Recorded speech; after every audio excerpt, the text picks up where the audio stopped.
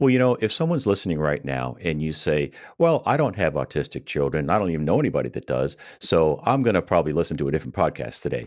I would suggest don't do that because the principles that Dr. Jung is going to be talking about with identifying and correcting allergies or food sensitivities and allergic reactions to our environment, these apply to everyone.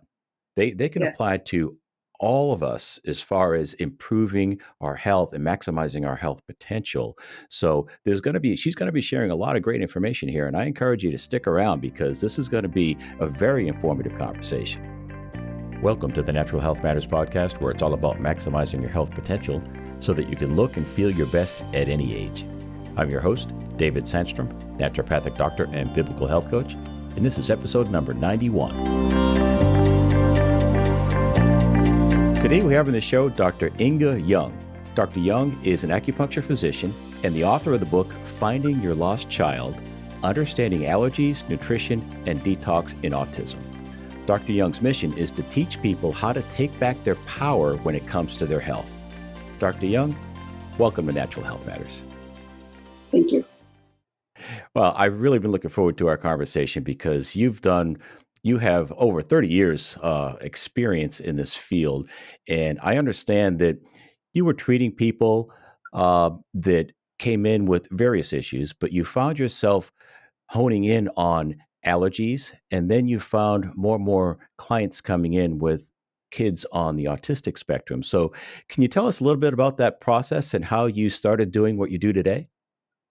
Yes. As an acupuncture physician, I realized that some people they had something that they couldn't get rid of with acupuncture, and I wanted to have 100% results and Yeah. not having them come back all the time with the same thing. And I started a quest really to find out what it was, and found that allergies has a big role to play. This is over 25 years ago that I started to treat allergies. And now it is so more prevalent than it was then. But around 2000, I started to see patients with autism. And I really didn't know anything. I didn't know anything about autism. But I treated them for allergies. And lo and behold, they got better. And some of them recuperated totally. Everybody doesn't. But Right. often they all, the kids on the spectrum, all have allergies. Mostly, I won't say mostly, but more what affects them the worst is really food allergies. And if you don't fix that in the beginning, they cannot build their immune system. So they suffer from constipation. That's one of the things that is very, very common in these kids. and and it's horrible. I mean, I'm sure you have been constipated sometimes, but a kid who can't go to the bathroom in a week, can you imagine the pain they have and Oh the yeah, discomfort? the discomfort and the toxicity that starts building up that can affect almost any body system in imaginable. Absolutely. And they often, the kid doesn't know that they're constipated, Right. so they are uncomfortable and don't know why, and then they get pain and they don't know why. And together with being autistic, maybe they can't even communicate what they feel. It, I can see the suffering. And then I saw the suffering in the Yeah. parents. You know, Yeah. they don't know what's going on. 20 years ago, it was so less common. And they didn't know what to do. And the doctors, they often said, no, it doesn't have anything to do with diet. They had nothing, they couldn't come up with anything either. Yeah. So finding out that allergy treatments, allergy elimination could help them a lot. So as I said before, I Yeah. don't claim that I cure autism in any way, shape, or form, but to get them to have a healthier digestive system and to show people, show the parents and support them in changing lifestyle. Yeah, Yeah, I'm glad you mentioned the parents because this condition doesn't just affect the child or that individual, no, it affects the whole family, and it the can whole bring a family. great deal of stress into a marriage, and it's my Absolutely. understanding that a lot of parents of autistic children end up with marital difficulty and even end up divorced because of the stress that they're going through with their children. Have you seen that to be true? Oh, often. I mean, the latest is, I think this month or the month before, I started to work with a mother who has a couple of twins, identical twins. They're both autistic. And when Mm. they were diagnosed, the husband left. And Oh. I have seen that. I have seen Ah, that so often. And the poor mother, because she doesn't get to sleep properly. These kids often wake up and walk around or scream, so the mother doesn't get any sleep and yeah, has to work to support the family. So it's like a horrible vicious cycle. And yeah, then the other yeah. kids, if she has more than one child, they kind of get neglected because these other kids, they take so much time and so much of everything. So it's really Yeah. tragic. Well, if someone's listening right now and you say, well, I don't have autistic children, I don't even know anybody that does, so I'm going to probably listen to a different podcast today. I would suggest don't do that because the principles that Dr. Jung is going to be talking about with identifying and correcting allergies or food sensitivities and allergic reactions to our environment, these apply to everyone. They can Yes. apply to all of us as far as improving our health and maximizing our health potential. So she's going to be sharing a lot of great information here. And I encourage you to stick around because this is going to be a very informative conversation. Yeah, I don't think there's anybody who doesn't know anybody who has a child on the Well, that's spectrum. true. And Yes, don't absolutely. I hear so often somebody say, "Oh, I'm ADD, so that's why I behave like I do." It it's To me it's very strange that people say that, and I don't think they're diagnosed even, even though It comes from the medical paradigm, right? We need a diagnosis. I need a label. And if I don't yeah, have a label, then I don't know what I've got. So I have a label. Now I know why I behave the way I do or why I feel yeah, the way I do. And of course, the medical approach is, well, let's give you some medications for that. yes, And when the body is reacting a certain way, uh, medications are useful in the short run to handle a crisis, emergencies, but we're talking about long-term health challenges here. And medications, because they alter natural body functions, ultimately are going to get in the way of our body's healing. Do you agree with that? absolutely. And when it comes to neurological disorders or even depression, it doesn't matter what it is that's going on in the brain. It can be autism, Alzheimer's, foggy thinking, depression in general. It all comes from the gut. It Yes. starts in the gut. So when they go to the shrink and they get a pill for it, they don't do anything for the root. And then Right. they can't think straight and they get addicted to the medications. And I mean, they don't live a life that they should live, that they have the opportunity to live. And it's Right. so easy to eat Yeah. the wrong things. And there is a lot of wrong things that people eat. That's Yeah. really the problem. So let's dig into that a little bit. When someone comes in to see you, how do you go about identifying their food sensitivities and or allergies, and what do you do about it? Well, there is a series of allergies. I use the word allergy very loosely because my kit is called the allergy kit, but it is intolerances and sensitivities also. Everybody, I think, I have met one person in my life during all these years who did not have any allergies. I do testing with muscle testing, and Mhm.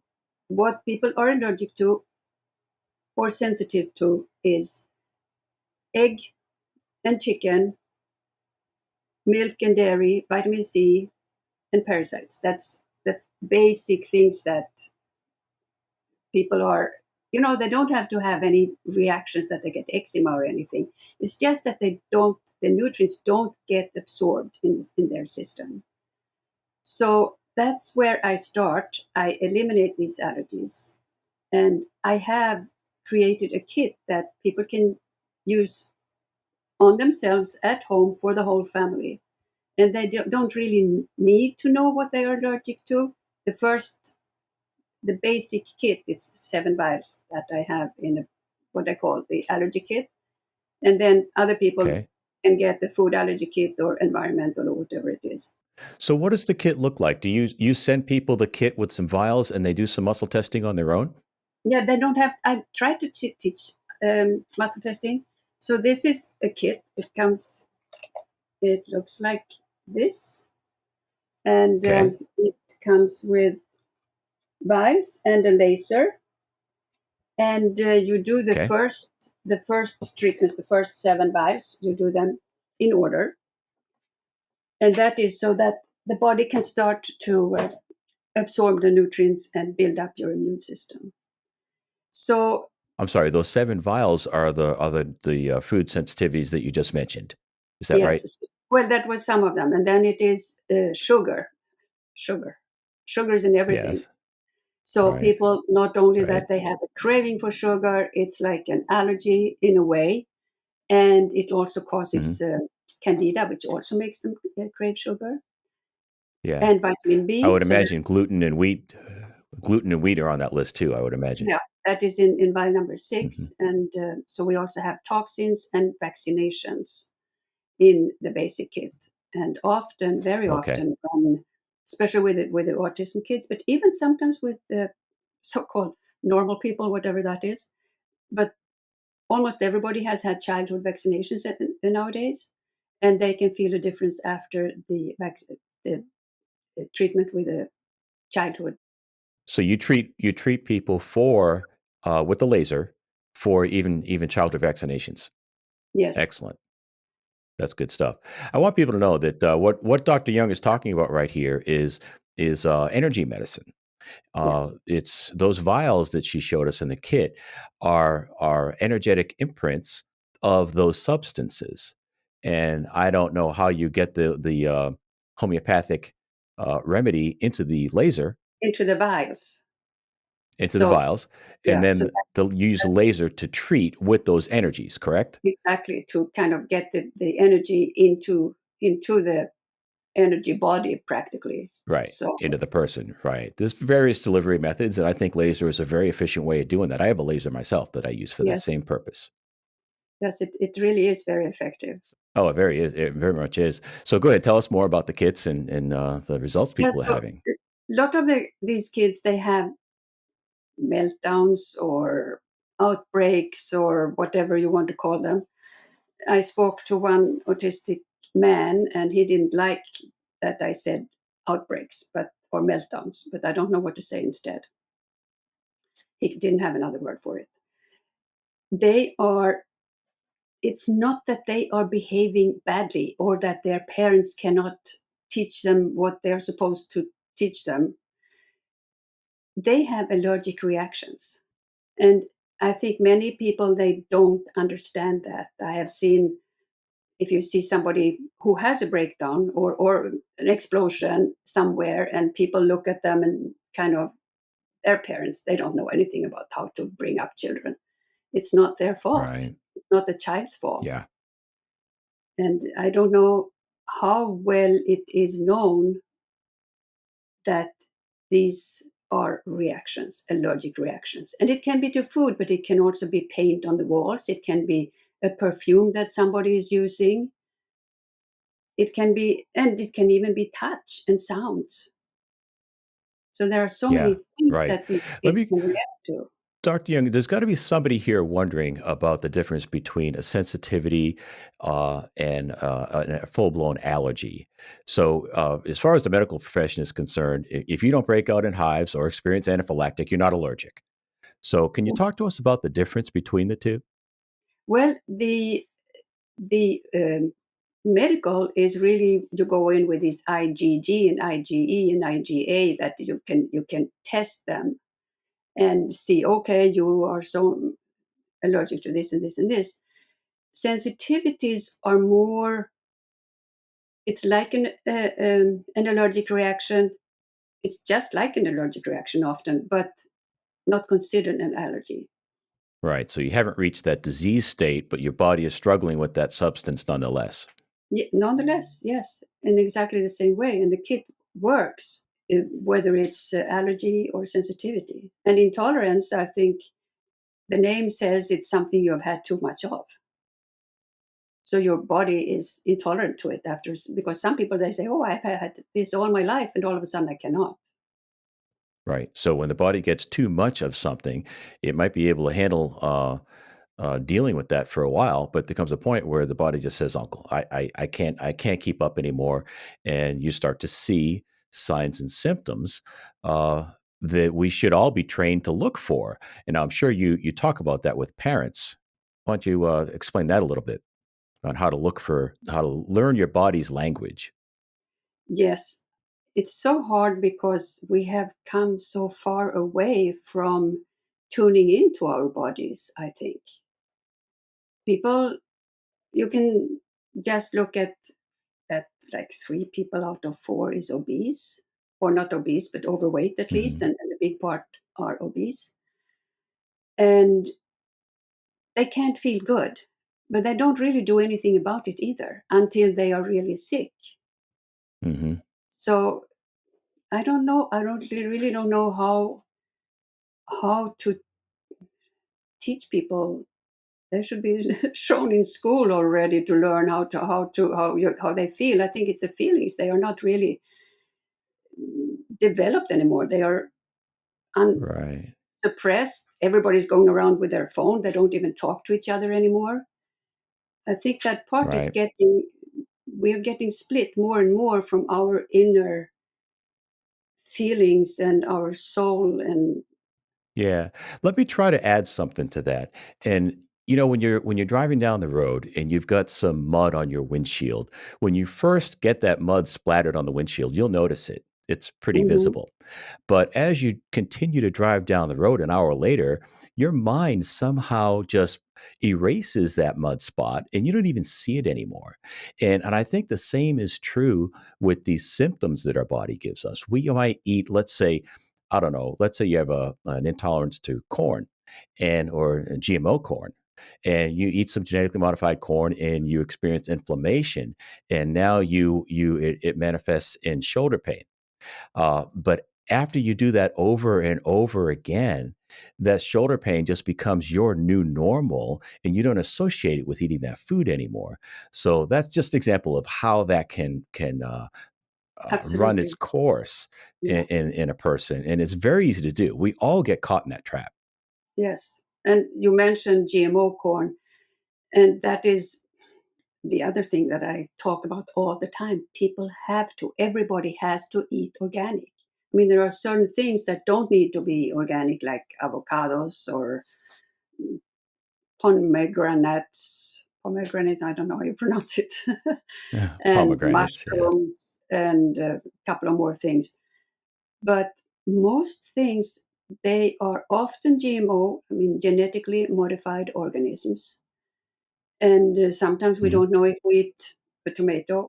And there is a pathway in the food where the bacteria and enzymes travel, and that gets closed so we don't get access to those enzymes and bacteria.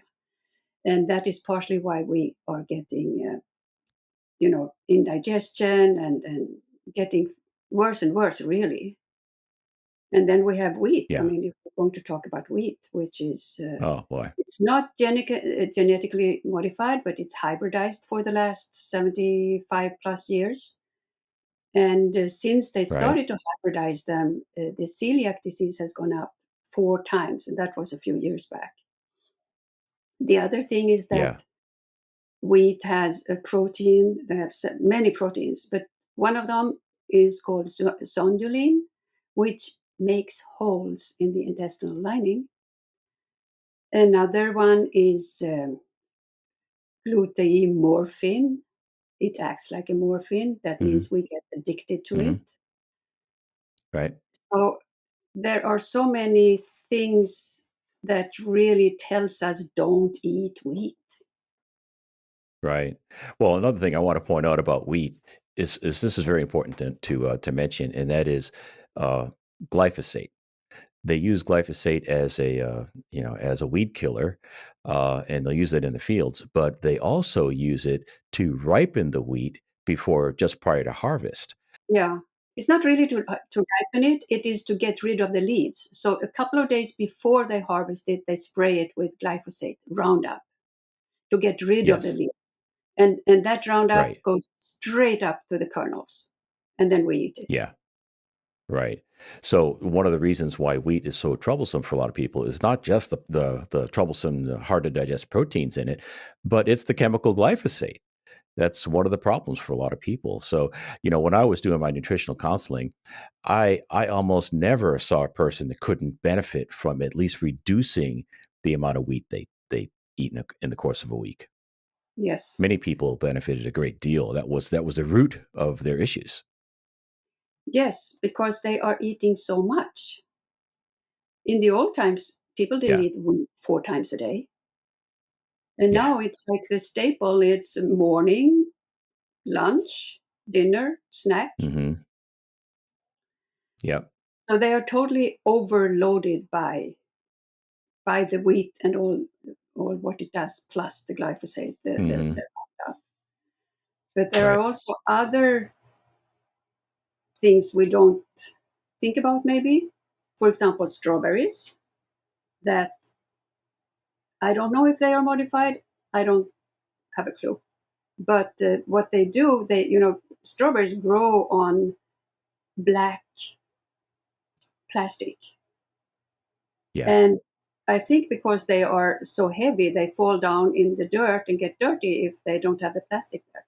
Then they spray them with the Roundup, the glyphosate, and it pools because it's not smooth, it doesn't fall off the liquid. So the strawberries lay in the pools of this Roundup and gets absorbed much more than anything else.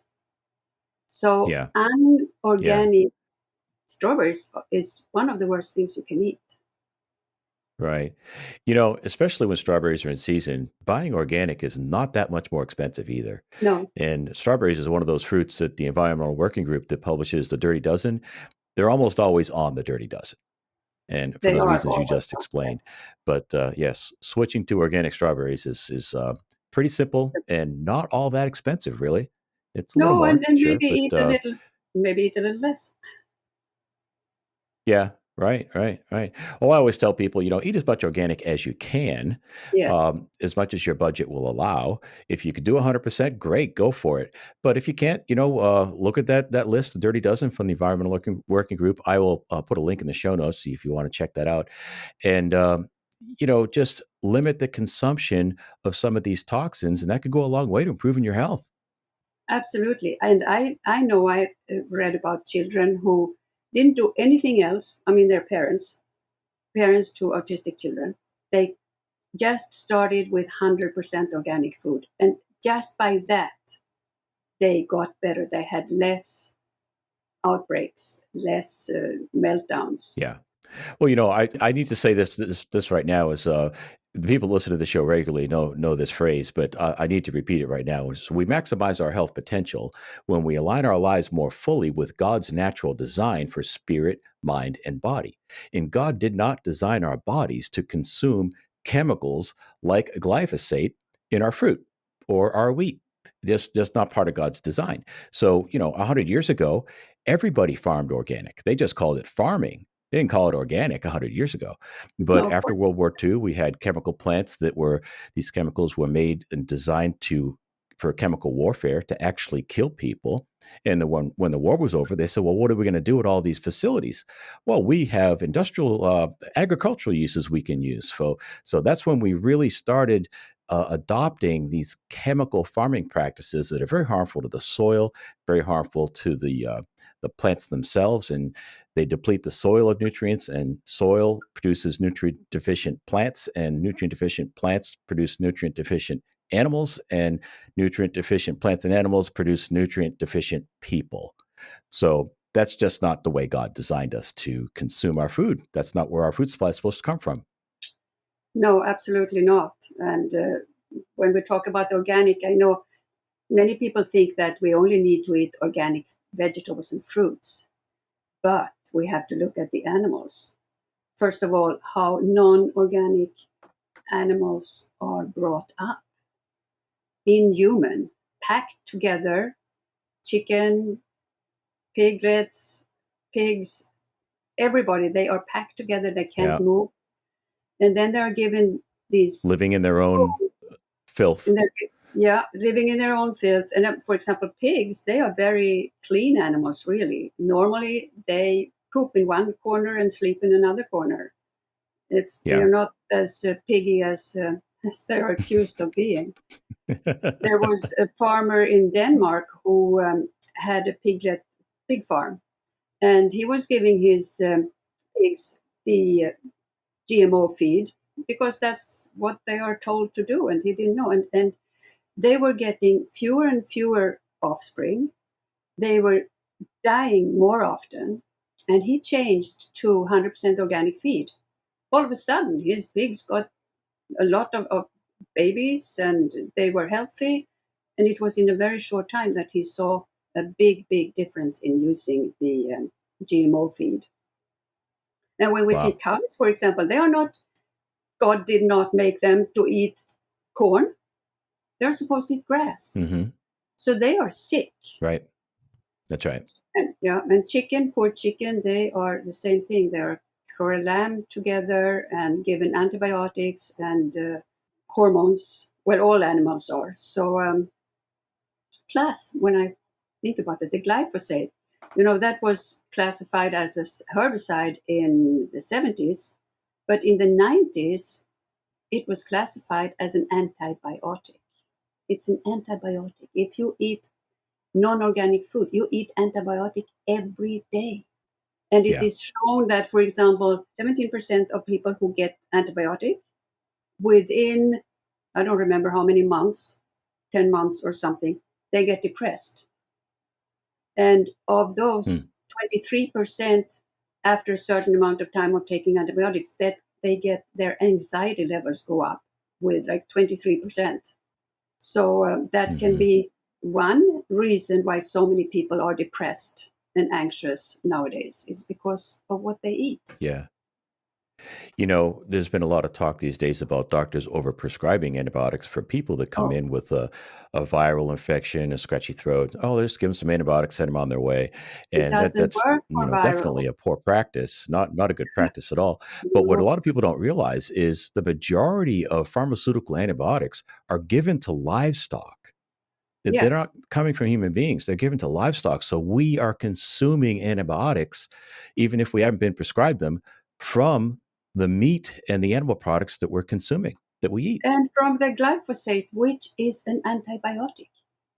It's That's nowadays right. classified as an antibiotic. So it's like one thing on top of the other. No wonder our poor digestive systems are a mess. Yeah.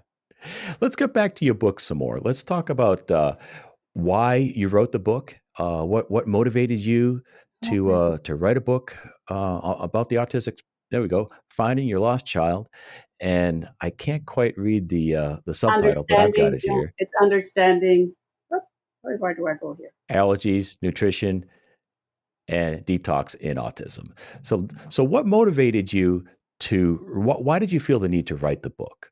I wrote the book because I realized that so many people do not understand that there are things to do that they can change their lives. I have realized when I saw, for example, I had to take my Mac to the Apple store, and there was a family, a woman with a kid who was, first of all, overweight. And he was running around and kind of behaving not too bad, but he was a little disturbing. And she said, well, he's autistic. Okay, so he's autistic. He is overweight. So I didn't want to go into. I can't just talk to people and say, okay, you're doing it wrong thing. Right. But Yeah. but you can see how they feed them and what they feed them. They want what they want when they want it, and it is mostly something sweet or a pizza or something like that. which is Right. really Chicken hard. nuggets, those kinds of things. Yeah, all those artificial things.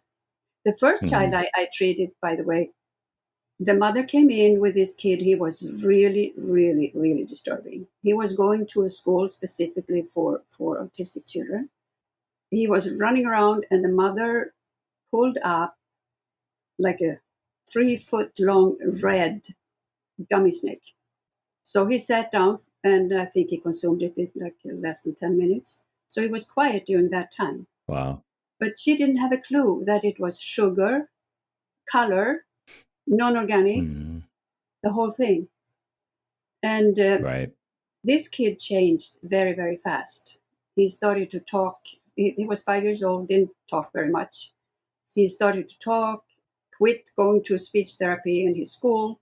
And I saw him 10 years later when he was 15. His father brought him in for something totally different. And I said, well, that's amazing that he got out of autism. Autism? He was never autistic. He didn't even remember. He did not even remember. I guess he suppressed it. But I mean, he was going to the special school for autistic children. So that was kind of funny. That's so funny. Well, when I had my practice, I saw something similar, not quite that dramatic, but all the time. And someone would come in and say, I'm having a lot of gas and bloating after my meals. And then, we'd get them on a program. I'd get them on a program. We'd identify some of the food sensitivities, maybe give them some digestive enzymes to help that process along. And the gas and bloating would go away. And I'd see them a few weeks later and say, how's the gas and bloating? And they'd say, what gas? I don't have gas and bloating. Like, well, I have in my notes here. That's why you came to see me a month ago. Like, oh yeah, I forgot all about that. So it's kind of an interesting phenomena that when the Yeah, body starts working the way it's supposed to, it just goes into the background and we just kind of take it for granted and we don't even remember the trouble, the difficulty we were having. It's kind of I funny. know. That is very common. I mean, I see it all the time that Uh-huh. they come for something and then they say, oh, my knee hurts. Oh, your knee, but it was your hip before, or something like that. Yeah. It's Yeah. totally forgotten. It's an interesting phenomena. Yes. So anyway, back to the book. So you saw this need. You saw people just kind of resigning themselves to this is life for me. This Yeah. is the way things are. And you said no. You don't have to just roll over and accept this. And you decided to write the book. Yes. Because there is a lot of, it's nothing special, but a lot of little tips that people don't think about. And I mean, reading labels, cleaning your pantry is maybe a big thing, but it's very, very, very important. Number one, of course, is eating organic. And then it is to really stop sugar and wheat and dairy for some people or kids. And they can see a big, big change from that. And then tips Yeah. about how to detox. And of course, it is, I can understand in a way people, parents, they give in because the kids do not want to eat that new food. They want their Right. pizza, they want their sugar. So it is Hmm. it is a struggle. But It's overwhelming for the parents at times. it yes, but it's worth it. It is Yeah. for a time, for a certain time until they get over it. And by the way, with the working with the kit, they can get rid of their cravings. That's one of the big advantages. If you eliminate, for example, Right. the sugar allergy or sensitivity or whatever you want to call it, not until then really can they stop eating sugar because they don't have the craving to it. So it's much, much Mhm. easier. So so in overcoming these intolerances, sensitivities, allergies, the allergy kit is important, but also rebuilding the gut is important as well, right? So how do you go about doing that with someone? Well, it first is food in. For you, that Hmm. is the first thing. And of course, you have to see what kind of enzymes or bacteria to build up the bacteria flora they can do. But for example, if they keep eating wheat and the wheat makes holes in the intestinal lining, and that creates allergies. And it creates, because the undigested or partially digested food goes directly out in the bloodstream, creating antibodies and creating doctors a few years back said didn't exist, leaky gut. Right.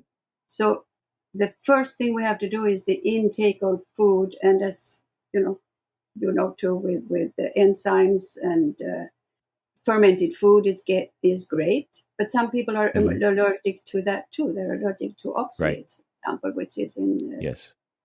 But if you can eliminate And that, you histamine that start. comes along with fermented foods as well.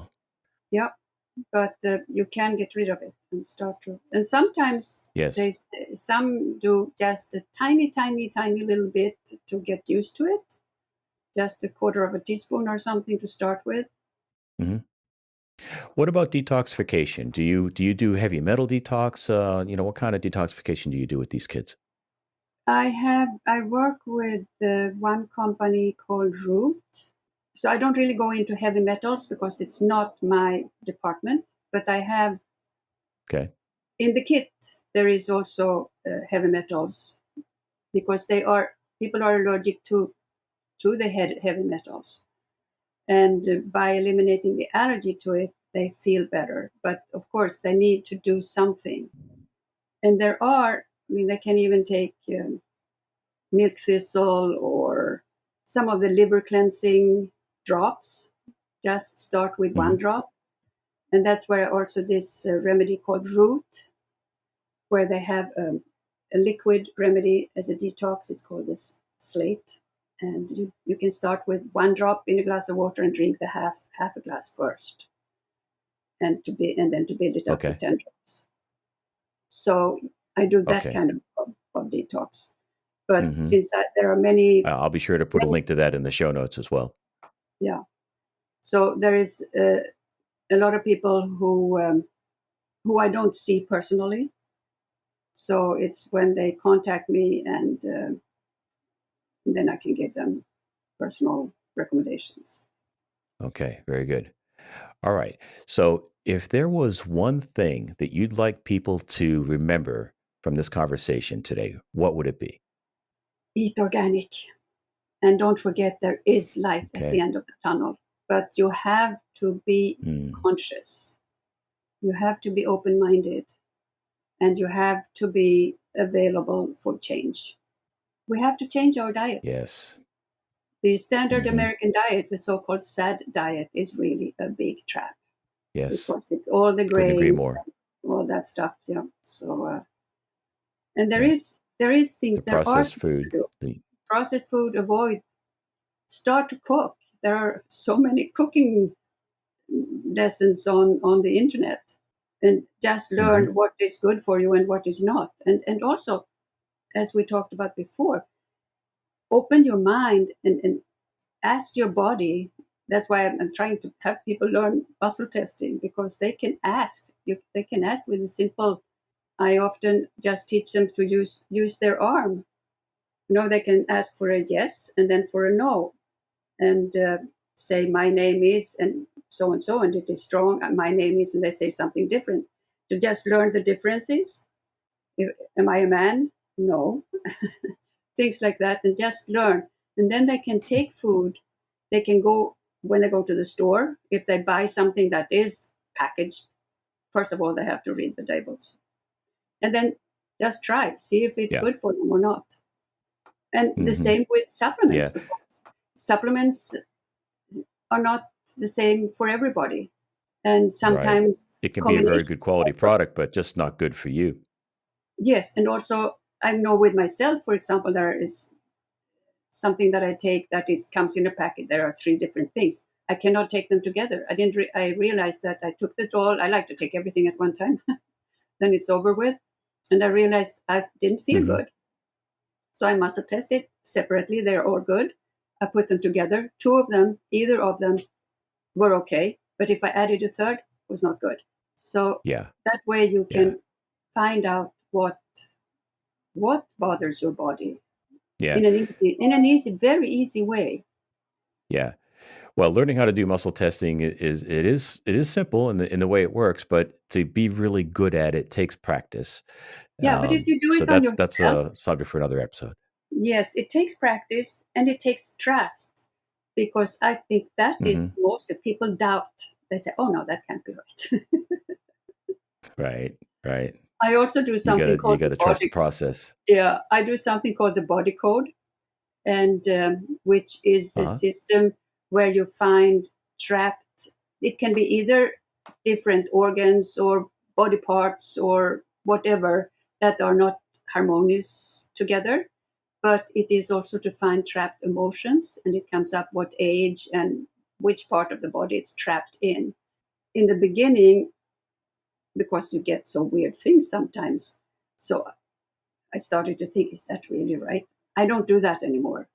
So, and I do that with muscle testing No? on myself. I'm the proxy for my client. So one time, for example, I had Okay. an autistic child, 5 years old, and the first thing that came up was her arm at birth. That's weird. And the emotion was, I think it was panic, something like that. And when Yeah. I told the mother, she said, yeah, when she was born, she came out with her arm first. So her shoulder is like a Mm. little bit constantly damaged. So, Wow.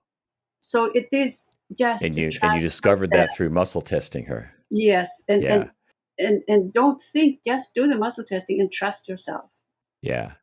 Well, that's a good transition. So, I'm going to encourage someone, if this sounds interesting to you, to get in touch with Dr. Young and become a client, because this stuff is real. And if you want to dig into processing emotions, dialing in your nutrition, and approaching health in a holistic fashion and going after the root, then get in touch with Dr. Young. So, what's the best way to do that? Well, I can give, if you put a link in, I can put in even a link to make an appointment with me and talk to me. And otherwise, Okay. they can All go right. to drynge.com, drynge.com. Everything is really there, both what I do and the body code and the allergy kit, and also how to Okay. make an appointment, I Great. think. So, Excellent. And the name of your book again, one more time? the book is Finding Your Lost Child, Understanding Allergies, Nutrition and Detox in Autism and Spectrum Disorders. Okay, very good. And I'll be sure to put a link to that in the show notes as well. Dr. Thank you. Young, thank you so much for your time. Thank you for sharing your wisdom with the Natural Nation today. Thank you. For more, go to the show notes page at davidsandstrom.com/91. There you can find an audio as well as a video version of the podcast, links to all the resources that we mentioned, a free downloadable transcript, and I always include some type of a content upgrade to help you go deeper with that subject.